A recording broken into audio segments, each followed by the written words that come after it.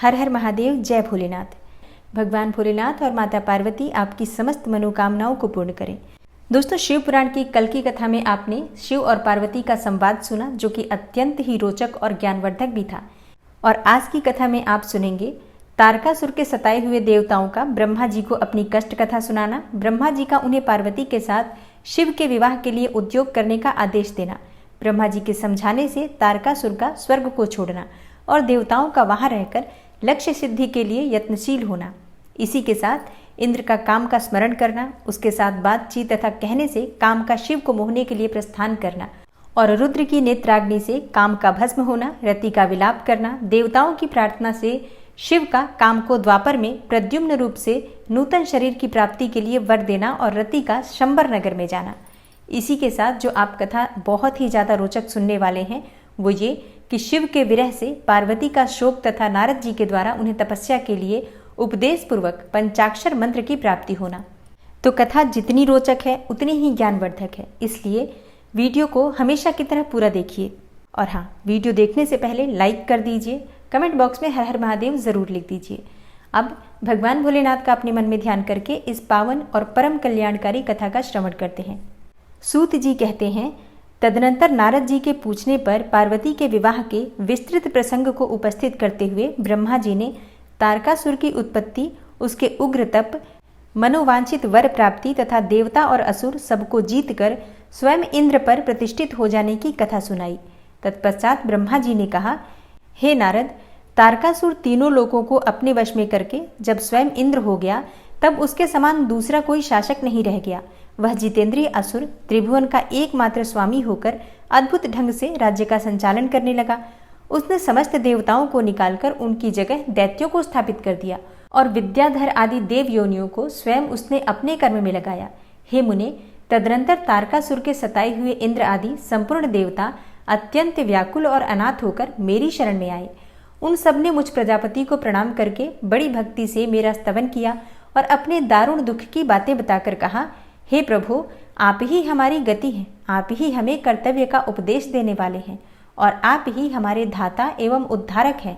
हम सब देवता तारकासुर नामक अग्नि में जलकर अत्यंत व्याकुल हो रहे हैं।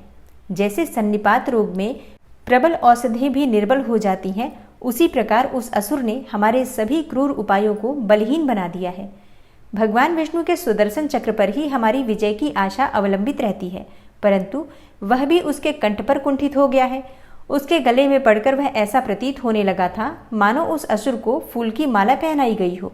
हे मुने, देवताओं का यह कथन सुनकर मैंने उन सब से समयोचित बात कही। हे देवताओं, मेरे ही वरदान से दैत्य तारकासुर इतना बढ़ गया है, अतः मेरे हाथों से ही उसका वध होना उचित नहीं।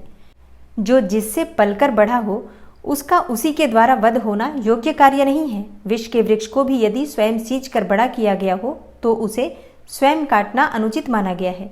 तुम लोगों का सारा कार्य करने के योग्य भगवान शंकर हैं, किंतु वे तुम्हारे कहने पर भी स्वयं उस असुर का सामना नहीं कर सकते। तारक दैत्य स्वयं अपने ही पाप से नष्ट होगा। मैं जैसा उपदेश करता हूँ तुम वैसा कार्य करो। मेरे वर के प्रभाव से न मैं तारकासुर का वध कर सकता हूँ और न भगवान विष्णु कर सकते हैं और न ही भगवान शंकर ही उसका वध कर सकते हैं। दूसरा कोई वीर पुरुष अथवा सारे देवता मिलकर भी उसे नहीं मार सकते, यह मैं सत्य कहता हूँ।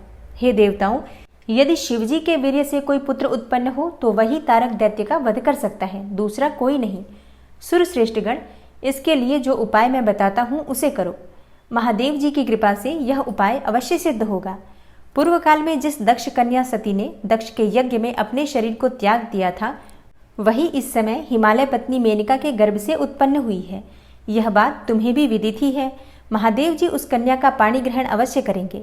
तथापि हे देवताओं, तुम स्वयं भी इसके लिए प्रयत्न करो। गिरिराज की पुत्री वे पार्वती इस समय युवावस्था में प्रवेश कर चुकी हैं और हिमालय पर तपस्या में लगे हुए महादेव जी की प्रतिदिन सेवा करती हैं। अपने पिता हिमवान के कहने से काली शिवा अपनी 2 सखियों के साथ ध्यान पारायण परमेश्वर शिव की साग्रह सेवा करती हैं। तीनों लोकों में सबसे अधिक सुंदरी पार्वती शिव के सामने रहकर प्रतिदिन उनकी पूजा करती हैं। तथापि वे ध्यान मग्न महेश्वर मन से भी ध्यानहीन स्थिति में नहीं आते, अर्थात ध्यान भंग करके पार्वती की ओर देखने का विचार भी मन में नहीं लाते। हे देवताओं, चंद्रशेखर शिव जिस प्रकार काली को अपनी भार्या बनाने की इच्छा करें, वैसी चेष्टा तुम लोग शीघ्र ही प्रयत्न पूर्वक करो। मैं उस दैत्य के स्थान पर जाकर तारकासुर को बुरे हट से हटाने की चेष्टा करूंगा। अतः अब तुम लोग अपने स्थान को जाओ।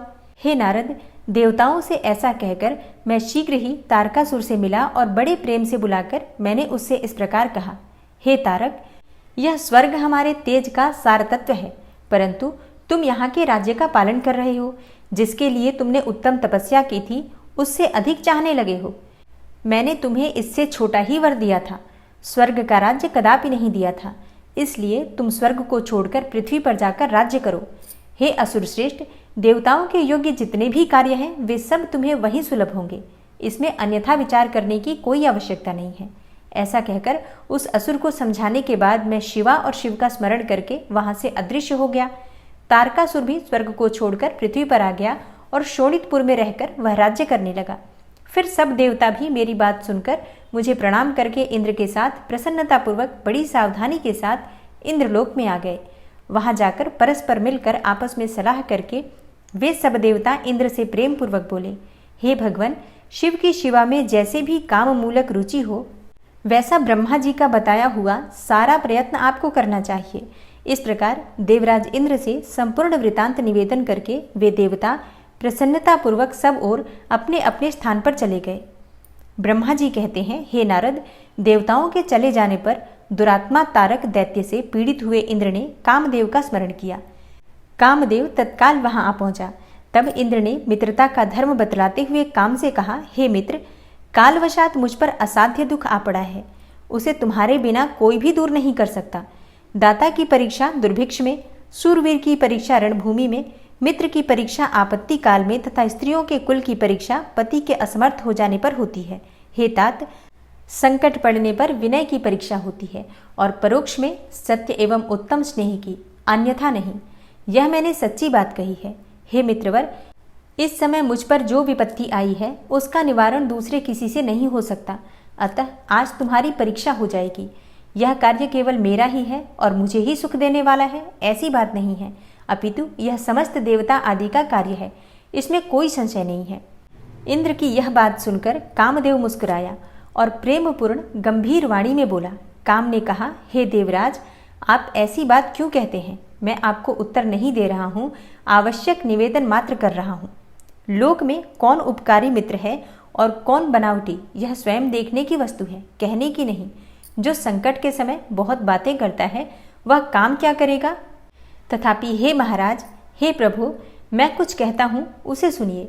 हे मित्र, जो आपके इंद्र पद को छीनने के लिए दारुण तपस्या कर रहा है, आपके उस शत्रु को मैं सर्वथा तपस्या से भ्रष्ट कर दूंगा। जो काम जिससे पूरा हो सके, बुद्धिमान पुरुष उसे उसी काम में लगाए। मेरे योग्य जो कार्य हो वह सब आप मेरे जिम्मे कीजिए। ब्रह्मा जी कहते हैं, कामदेव का वह कथन सुनकर इंद्र बड़े प्रसन्न हुए। वे कामिनियों को सुख देने वाले काम को प्रणाम करके उससे इस प्रकार बोले। इंद्र ने कहा, हे तात, हे मनोभव, मैंने अपने मन में जिस कार्य को पूर्ण करने का उद्देश्य रखा है उसे सिद्ध करने में केवल तुम ही समर्थ हो, दूसरे किसी से उस कार्य का होना संभव नहीं है। हे मित्रवर, हे मनोभव काम, जिसके लिए आज तुम्हारे सहयोग की अपेक्षा हुई है उसे ठीक ठीक बता रहा हूं, तुम ध्यानपूर्वक सुनो। तारक नाम से प्रसिद्ध जो महान दैत्य है वह ब्रह्मा जी का अद्भुत वर पाकर अजेय हो गया है और सभी को दुख दे रहा है। वह सारे संसार को पीड़ा दे रहा है। उसके द्वारा बारंबार धर्म का नाश हुआ है।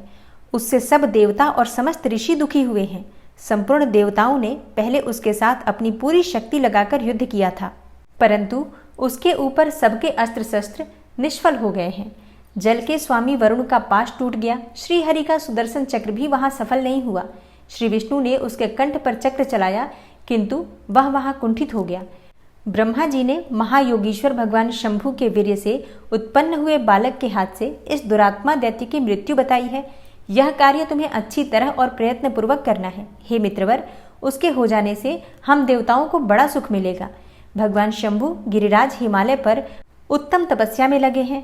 वे हमारे भी प्रभु हैं, कामना के वश में नहीं है, स्वतंत्र परमेश्वर हैं। मैंने सुना है कि गिरिराज नंदिनी पार्वती पिता की आज्ञा पाकर अपनी 2 सखियों के साथ उनके समीप रहकर उनकी सेवा में रहती हैं। उनका यह प्रयत्न महादेव जी को पति रूप में प्राप्त करने के लिए ही है। परंतु भगवान शिव अपने मन को संयम और नियम से वश में रखते हैं। हे मार, जिस तरह भी उनकी पार्वती में अत्यंत रुचि हो जाए, तुम्हें वैसा ही प्रयत्न करना चाहिए।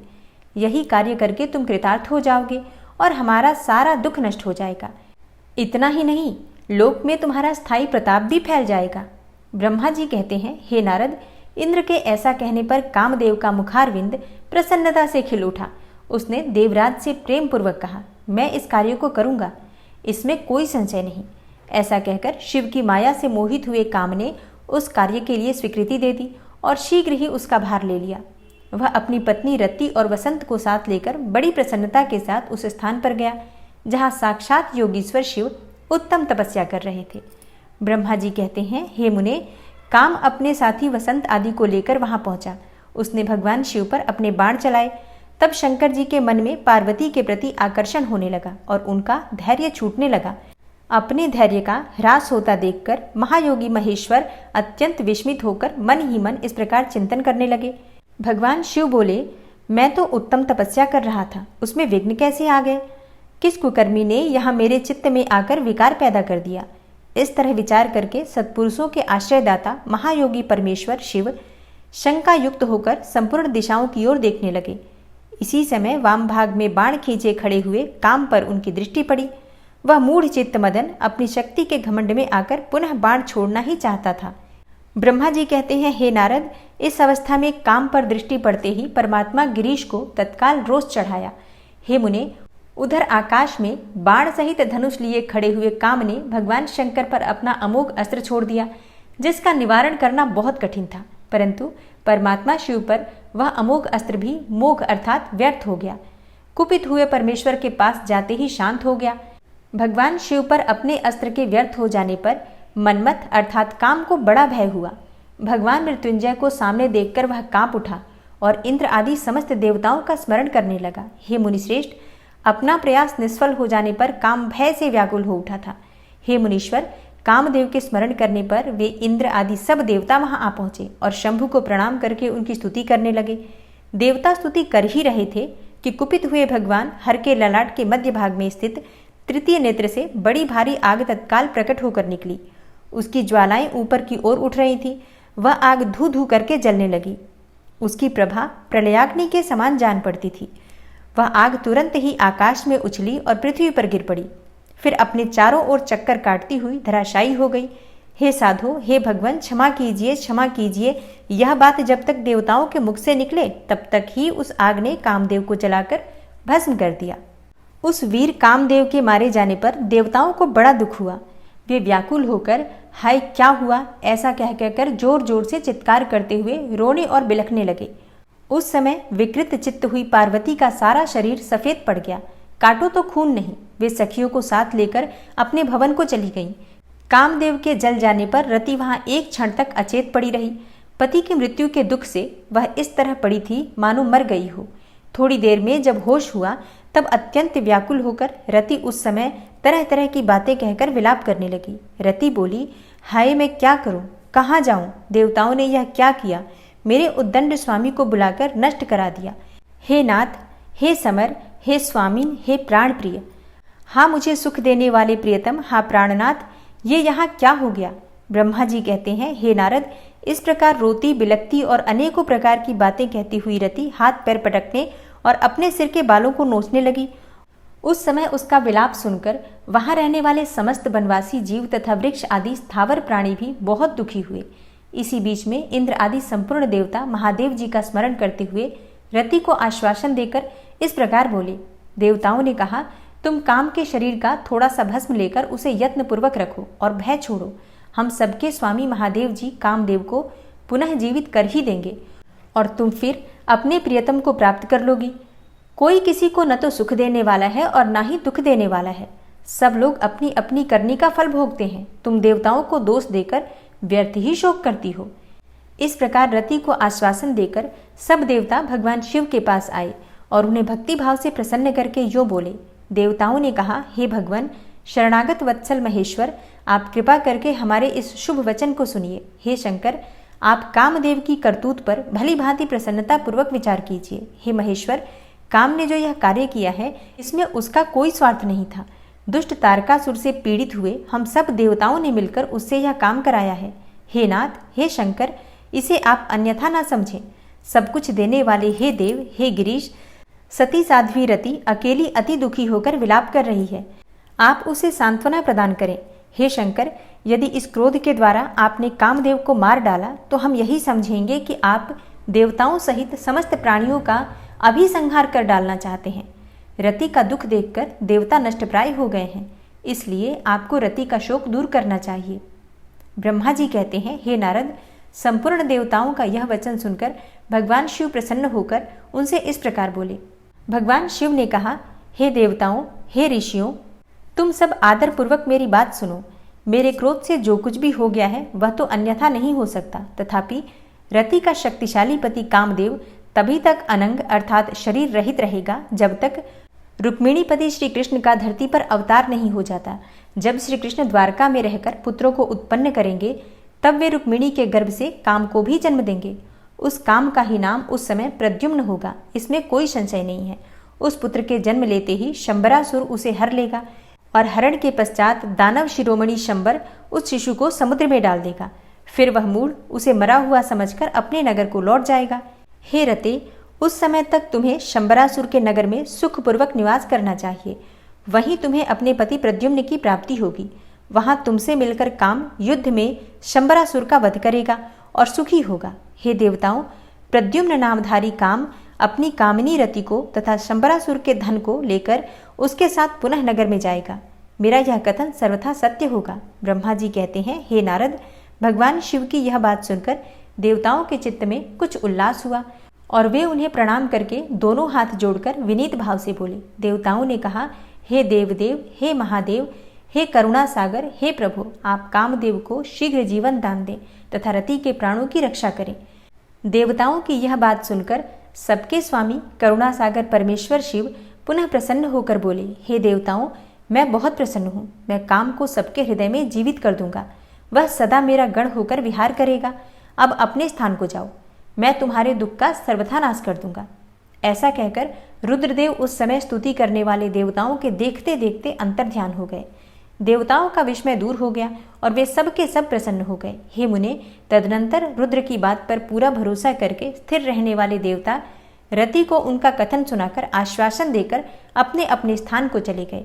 हे मुनीश्वर, कामपत्नी रति शिव के बताए हुए शंबर नगर को चली गई तथा रुद्रदेव ने जो उसे समय बताया था उसकी प्रतीक्षा करने लगी।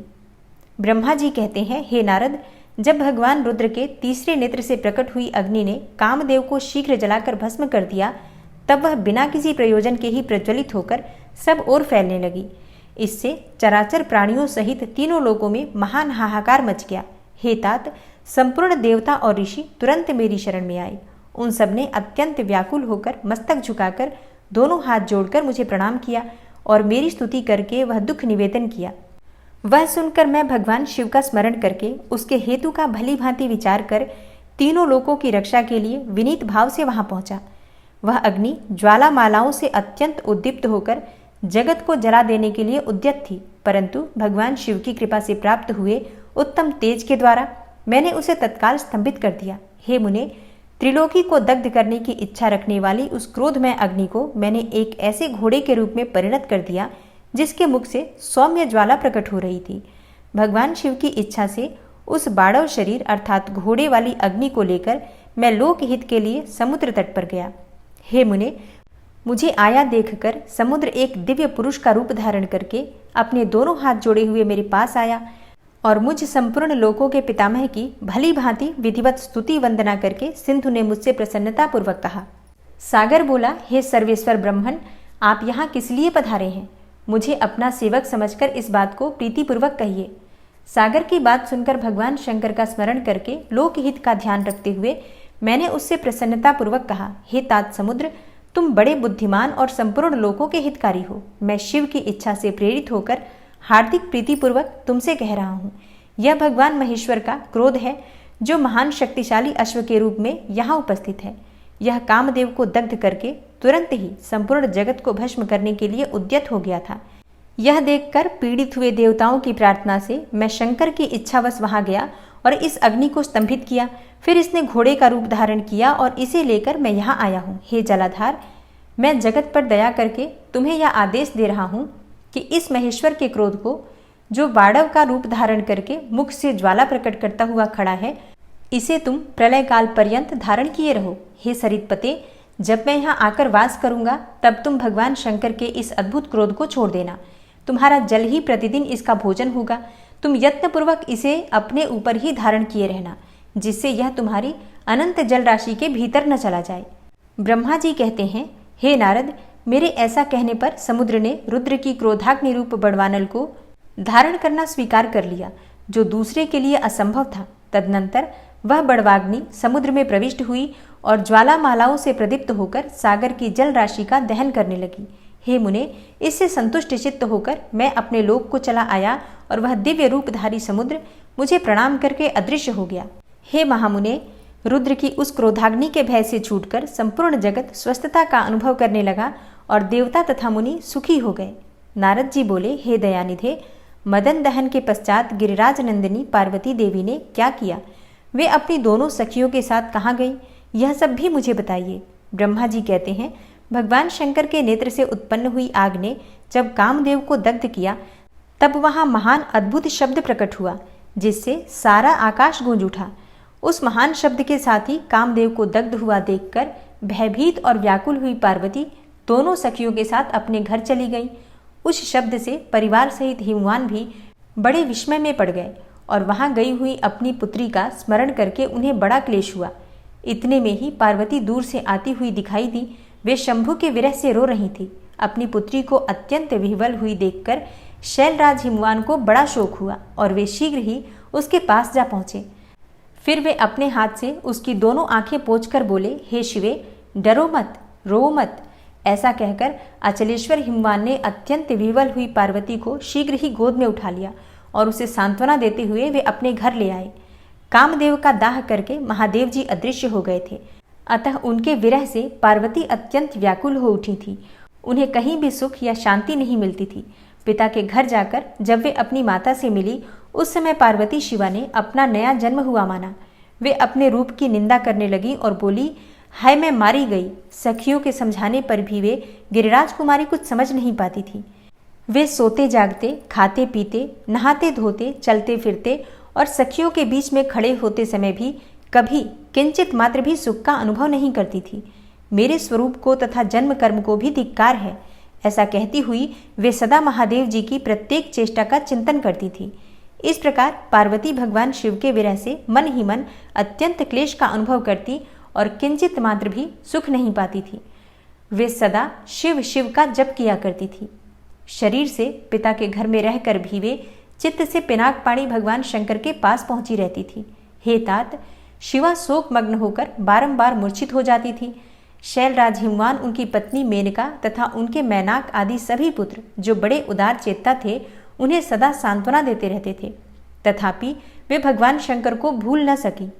ब्रह्मा जी कहते हैं, हे बुद्धिमान देवर से, तदनंतर एक दिन इंद्र की प्रेरणा से इच्छानुसार घूमते हुए तुम हिमालय पर्वत पर आए। उस समय महात्मा हिमवान ने तुम्हारा स्वागत सत्कार किया और कुशल मंगल पूछा। फिर तुम उनके दिए हुए उत्तम आसन पर बैठे। तदनंतर शैलराज ने अपनी कन्या के चरित्र का आरंभ से ही वर्णन किया। किस तरह उसने महादेव जी की सेवा आरंभ की और किस तरह उनके द्वारा कामदेव का दहन हुआ, यह सब कुछ बताया। हे मुने, यह सब सुनकर तुमने गिरिराज से कहा, हे शैलेश्वर, भगवान शिव का भजन करो। फिर उनसे विदा लेकर तुम उठे और मन ही मन शिव का स्मरण करके शैलराज को छोड़कर शीघ्र ही एकांत में काली के पास आ गए। हे मुने, तुम लोकोपकारी, ज्ञानी तथा शिव के प्रिय भक्त हो, समस्त ज्ञानवानों के शिरोमणि हो, अतः काली के पास आ उसे संबोधित करके उसी के हित में स्थित होकर उससे सादर यह सत्य वचन बोले। नारद जी ने कहा, हे कालिके, तुम मेरी बात सुनो। मैं दयावश सच्ची बात कह रहा हूँ। मेरा वचन तुम्हारे लिए सर्वथा हितकर, निर्दोष तथा उत्तम काम्य वस्तुओं को देने वाला होगा। तुमने यहाँ महादेव जी की सेवा अवश्य की थी, परंतु वह बिना तपस्या के गर्वयुक्त होकर की थी। दीनों पर अनुग्रह करने वाले शिव ने तुम्हारे उसी गर्व को नष्ट किया है। हे शिवे, तुम्हारे स्वामी महेश्वर विरक्त और महायोगी हैं। उन्होंने केवल कामदेव को जलाकर तुम्हें जो सकुशल छोड़ दिया है उसमें यही कारण है कि वे भगवान भक्तवत्सल हैं। अतः तुम उत्तम तपस्या में संलग्न होकर चिरकाल तक महेश्वर की आराधना करो। तपस्या से तुम्हारा संस्कार हो जाने पर रुद्रदेव तुम्हें अपनी सहधर्मिणी बनाएंगे और तुम भी कभी उन कल्याणकारी शंभु का परित्याग नहीं करोगी।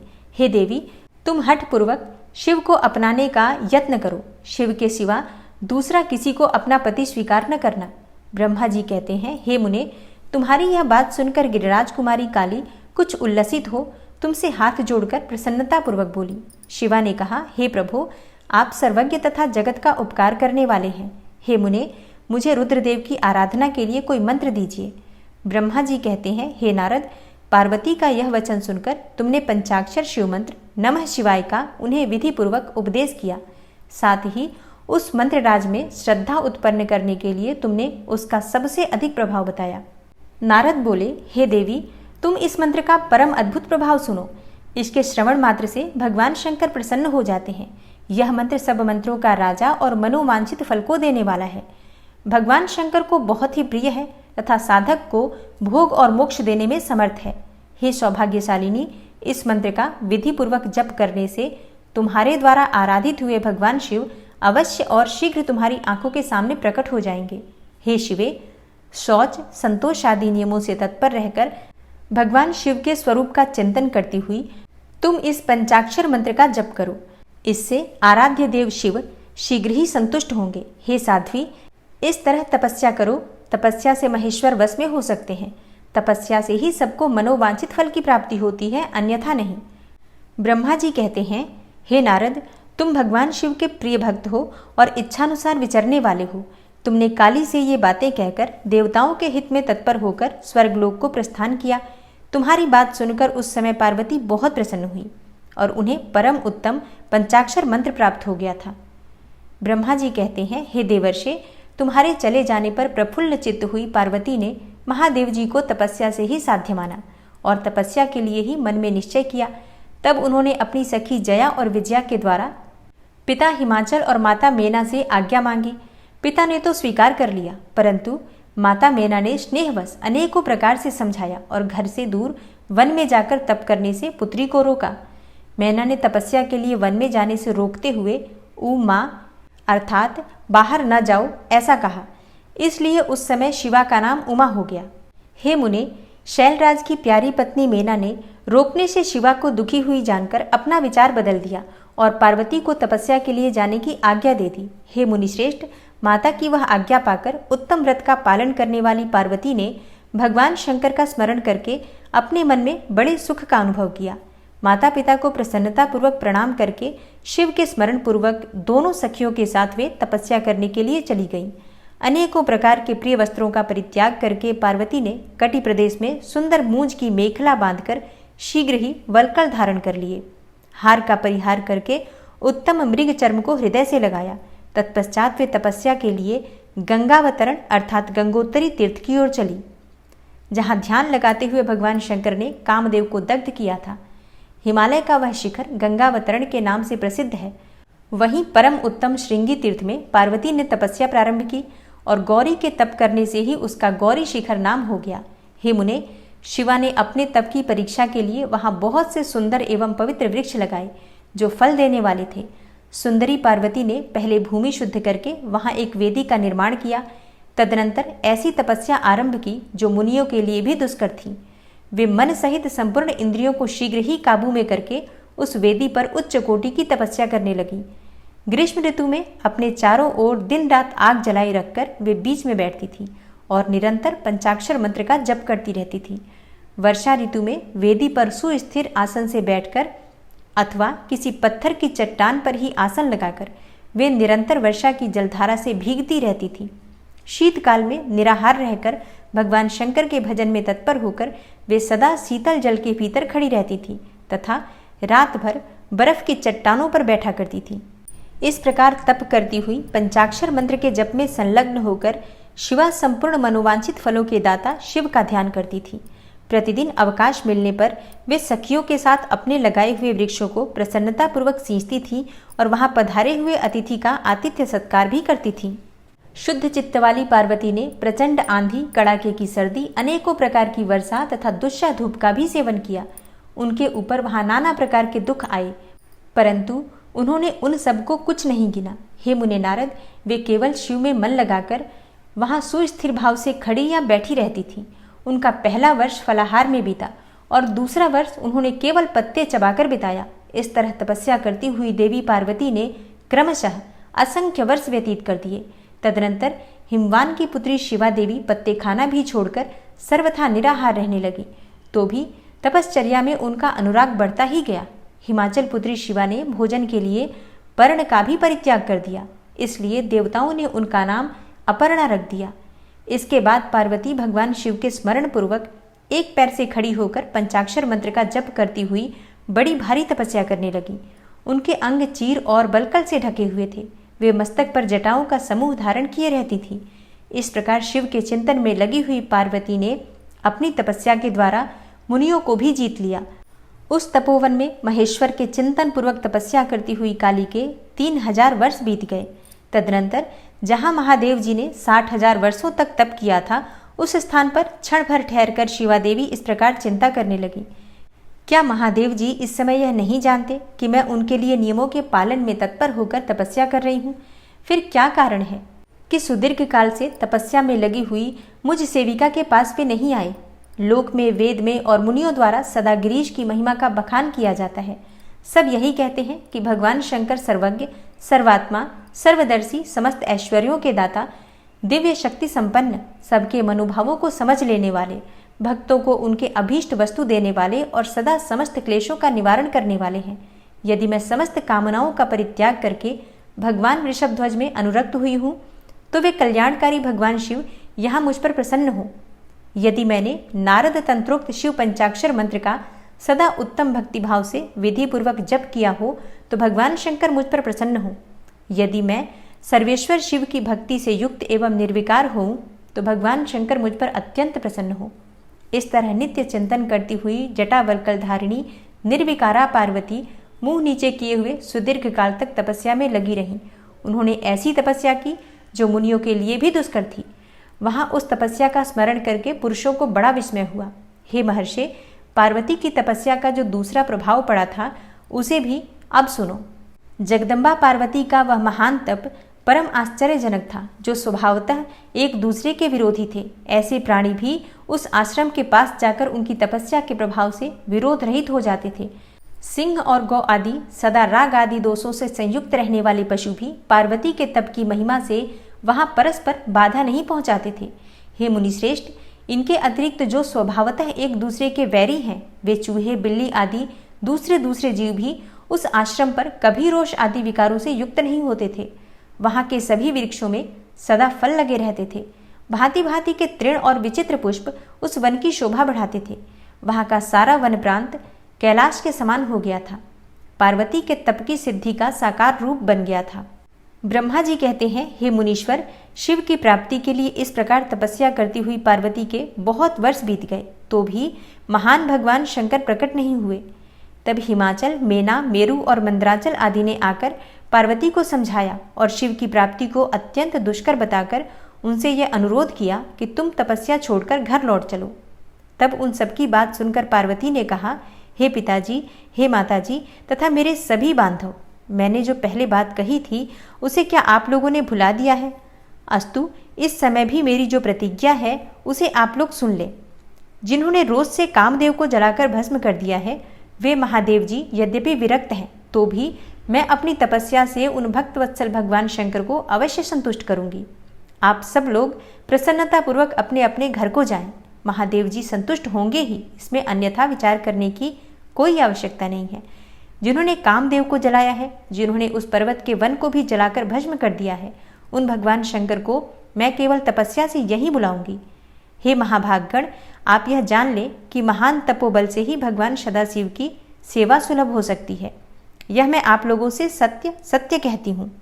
सुमधुर भाषण करने वाली पर्वत राजकुमारी शिवा, माता मेनका, भाई मैनाक, पिता हिमालय और मंदराचल आदि से ये बातें कहकर शीघ्र ही चुप हो गई। शिवा के ऐसा कहने पर वे चतुर चालाक पर्वत गिरिराज, सुमेरु आदि गिरिजा की बारंबार प्रशंसा करते हुए अत्यंत विस्मित हो जैसे आए थे वैसे ही लौट गए।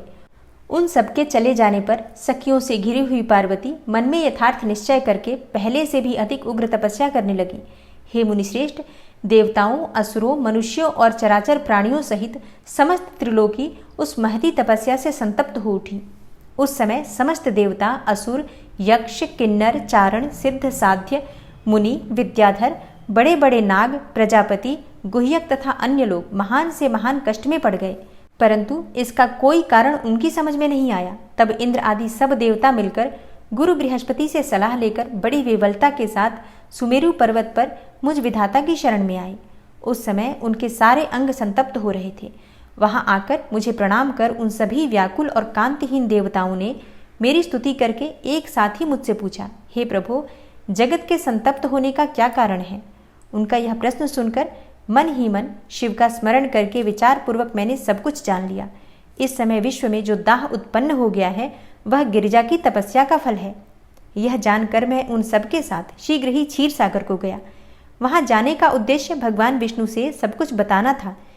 वहां पहुंचकर देखा तो भगवान श्री हरि विष्णु सुखद आसन पर विराजमान हैं। देवताओं के साथ मैंने हाथ जोड़कर प्रणाम पूर्वक उनकी स्तुति की और कहा, हे महाविष्णु, तपस्या में लगी हुई पार्वती के परम उग्र तप से संतप्त होकर हम सब लोग आपकी शरण में आए हैं। आप हमें बचाइए, आप हमें बचाइए। हम सब देवताओं की यह बात सुनकर शेष शैया पर बैठे हुए भगवान लक्ष्मीपति हमसे बोले।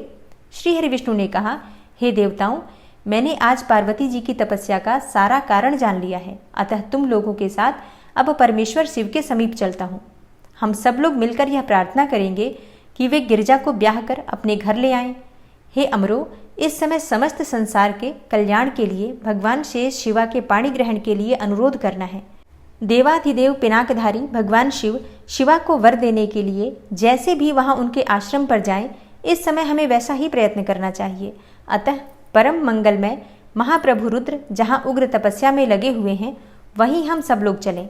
भगवान विष्णु की यह बात सुनकर समस्त देवता आदि हठी, क्रोधी और जलाने के लिए उद्यत रहने वाले प्रलयंकर रुद्र से अत्यंत भयभीत होकर बोले। देवताओं ने कहा, हे भगवान, जो महाभयंकर कालाग्नि के समान दीप्तिमान और भयानक नेत्रों से युक्त हैं, उन रोष भरे महाप्रभु रुद्र के पास हम लोग नहीं जा सकेंगे, क्योंकि जैसे पहले उन्होंने कुपित होकर दुर्जय काम को भी जला दिया था, उसी प्रकार वे हमें भी दग्ध कर डालेंगे, इसमें कोई संशय नहीं है। हे मुने, इंद्र आदि देवताओं की बात सुनकर लक्ष्मीपति श्री हरि ने उन सबको सांत्वना देते हुए कहा। श्री हरि बोले, हे देवताओं, तुम सब लोग प्रेम और आदर के साथ मेरी बात सुनो। भगवान शिव देवताओं के स्वामी तथा उनके भय का नाश करने वाले हैं। वे तुम्हें दग्ध नहीं करेंगे। तुम सब लोग बड़े चतुर हो, अतः तुम्हें शंभु को कल्याणकारी मानकर हमारे साथ सबके उत्तम प्रभु उन महादेव की शरण में चलना चाहिए। भगवान शिव पुराण पुरुष, सर्वेश्वर, वरणीय, परात्पर, तपस्वी और परमात्मा स्वरूप हैं, अतः हमें उनकी शरण में अवश्य चलना चाहिए। प्रभावशाली विष्णु के ऐसा कहने पर सब देवता उनके साथ पिनाकपाणी शिव का दर्शन करने के लिए गए। मार्ग में पार्वती का आश्रम पहले पड़ता था, अतः उन गिरिराज नंदिनी की तपस्या देखने के लिए विष्णु आदि सब देवता कौतूहल पूर्वक उनके आश्रम पर गए। पार्वती के श्रेष्ठ तप को देखकर सब देवता उनके उत्तम तेज से व्याप्त हो गए। उन्होंने तपस्या में लगी हुई उन तेजोमयी जगदम्बा को नमस्कार किया और साक्षात सिद्धि स्वरूपा शिवा देवी के तप की भूरी भूरी प्रशंसा करते हुए वे सब देवता उस स्थान पर गए जहां भगवान वृषभ ध्वज विराजमान थे। ब्रह्मा जी कहते हैं, हे मुने, वहां पहुंचकर सब देवताओं ने पहले तुम्हें उनके पास भेजा, फिर स्वयं वे मदन दहनकारी भगवान हर से दूर ही खड़े रहे और वे वहीं से यह देखते रहे कि भगवान शिव कुपित हैं या प्रसन्न। हे नारद, तुम तो सदा निर्भय रहने वाले और विशेषतः शिव के भक्त हो, अतः तुमने भगवान शिव के स्थान पर जाकर उन्हें सर्वथा प्रसन्न देखा। फिर वहां से लौटकर तुम श्री विष्णु आदि सब देवताओं को भगवान शिव के स्थान पर ले गए। वहां पहुंचकर विष्णु आदि सब देवताओं ने देखा कि भक्त वत्सल भगवान शिव सुखपूर्वक प्रसन्न मुद्रा में बैठे हैं। अपने गणों से घिरे हुए शंभु तपस्वी का रूप धारण किए योगपट्ट पर आसीन थे। उन परमेश्वर रूपी शंकर का दर्शन करके मेरे सहित श्री विष्णु तथा अन्य सभी देवताओं, सिद्धों और मुनीश्वरों ने उन्हें प्रणाम करके वेदों और उपनिषदों के सूत्रों द्वारा उनका स्तवन किया। ब्रह्मा जी कहते हैं, हे नारद, देवताओं ने वहां पहुंचकर भगवान रुद्र को प्रणाम करके उनकी स्तुति की। तब नंदिकेश्वर ने भगवान शिव से उनकी दीन बंधुता एवं भक्त वत्सलता की प्रशंसा करते हुए कहा, हे प्रभु, देवता और मुनि संकट में पड़कर आपकी शरण में आए हैं। हे सर्वेश्वर, आप उनका उद्धार करें। दयालु नंदी के इस प्रकार सूचित करने पर भगवान शंभु धीरे धीरे आंखें खोलकर ध्यान से उपरत हुए। समाधि से विरत हो परम ज्ञानी परमात्मा एवं ईश्वर शंभु ने समस्त देवताओं से इस प्रकार कहा। शंभु बोले, श्री विष्णु और ब्रह्मा आदि देवेश्वरों, तुम सब लोग मेरे समीप कैसे आए हो? तुम अपने आने का जो भी कारण हो वो शीघ्र बताओ। भगवान शंकर का यह वचन सुनकर सब देवता प्रसन्न हो कारण बताने के लिए भगवान विष्णु के मुंह की ओर देखने लगे। तब शिव के महान भक्त और देवताओं के हितकारी श्री विष्णु मेरे बताए हुए देवताओं के महत्तर कार्य को सूचित करने लगे। उन्होंने कहा, हे शंभो, तारकासुर ने देवताओं को अत्यंत अद्भुत एवं महान कष्ट प्रदान किया है। यही बताने के लिए सब देवता यहाँ आए हैं। हे भगवान, आपके औरस पुत्र से ही तारक दैत्य मारा जा सकेगा और किसी प्रकार से नहीं। मेरा यह कथन सर्वथा सत्य है। हे महादेव, इस प्रकार विचार करके आप कृपा करें। आपको नमस्कार है। हे स्वामीन, तारकासुर के द्वारा उपस्थित किए गए इस कष्ट से आप देवताओं का उद्धार कीजिए। हे देव, हे शंभो, आप दाहिने हाथ से गिरिजा का पानी ग्रहण करें। गिरिराज हिमवान के द्वारा दी हुई महानुभावा पार्वती को पाणी ग्रहण के द्वारा ही अनुग्रहित कीजिए। श्री विष्णु का यह वचन सुनकर योग पारायण भगवान शिव ने उन सबको उत्तम गति का दर्शन कराते हुए इस प्रकार कहा, हे देवताओं, ज्यों ही मैंने सर्वांग सुंदरी गिरिजा देवी को स्वीकार किया, त्यों ही समस्त सुरेश्वर तथा ऋषि मुनि सकाम हो जाएंगे। फिर तो वे परमार्थ पथ पर चलने में समर्थ न हो सकेंगे। दुर्गा अपने पाणी ग्रहण मात्र से ही कामदेव को जीवित कर देंगी। हे विष्णु, मैंने कामदेव को जलाकर देवताओं का बहुत बड़ा कार्य सिद्ध किया है। आज से सब लोग मेरे साथ सुनिश्चित रूप से निष्काम होकर रहें। हे देवताओं, जैसे मैं हूँ उसी तरह सब लोग पृथक पृथक रहकर कोई विशेष प्रयत्न किए बिना ही अत्यंत दुष्कर एवं उत्तम तपस्या कर सकोगे। अब उस मदन के न होने से तुम सब देवता समाधि के द्वारा परमानंद का अनुभव करते हुए निर्विकार हो जाओ, क्योंकि काम नरक की ही प्राप्ति कराने वाला है। काम से क्रोध होता है, क्रोध से मोह होता है और मोह से तपस्या नष्ट होती है। अतः तुम सभी श्रेष्ठ देवताओं को काम और क्रोध का परित्याग कर देना चाहिए। मेरे इस कथन को कभी अन्यथा नहीं मानना चाहिए। ब्रह्मा जी कहते हैं, हे नारद, वृषभ के चिन्ह से युक्त ध्वजा धारण करने वाले भगवान महादेव ने इस प्रकार की बातें सुनाकर ब्रह्मा विष्णु देवताओं तथा मुनियों को निष्काम धर्म का उपदेश दिया। तदनंतर भगवान शंभु पुनः ध्यान लगाकर चुप हो गए और पहले की ही भांति पार्षदों से घिरे हुए सुस्थिर भाव से बैठ गए। वे अपने मन में ही स्वयं आत्मस्वरूप निरंजन निराभास निर्विकार निरामय परात्पर नित्य ममता रहित निर्वग्रह शब्दातीत निर्गुण ज्ञानगम्य एवं प्रकृति से परे परमात्मा का चिंतन करने लगे। इस प्रकार परम स्वरूप का चिंतन करते हुए वे ध्यान में स्थित हो गए। बहुत से प्राणियों की सृष्टि करने वाले भगवान शिव ध्यान करते करते ही परमानंद में निमग्न हो गए। श्री हरि एवं इंद्र आदि देवताओं ने जब परमेश्वर शिव को ध्यानमग्न देखा तब उन्होंने नंदी की सम्मति ली। नंदी ने पुनः दीन भाव से स्तुति करने के लिए कहा। उनकी इस सत सम्मति के अनुसार देवता स्तुति करने लगे। वे बोले, हे देवदेव, हे महादेव, हे करुणा सागर प्रभो, हम आपकी शरण में आए हैं। आप महान क्लेश से हमारा उद्धार कीजिए। ब्रह्मा जी कहते हैं, हे नारद, इस प्रकार बहुत दीनतापूर्ण उक्ति से देवताओं ने भगवान शंकर की स्तुति की। इसके बाद वे सब देवता प्रेम से व्याकुल चित्त होकर उच्च स्वर से फूट फूट कर रोने लगे। मेरे साथ भगवान श्रीहरि उत्तम भक्तिभाव से युक्त होकर मन ही मन भगवान शंभु का स्मरण करते हुए अत्यंत दीनतापूर्ण वाणी द्वारा उनसे अपना अभिप्राय निवेदन करने लगे। देवताओं के, मेरे तथा श्रीहरि के इस प्रकार बहुत स्तुति करने पर भगवान महेश्वर अपनी भक्त वत्सलता के कारण ध्यान से विरत हो गए। उनका मन अत्यंत प्रसन्न था।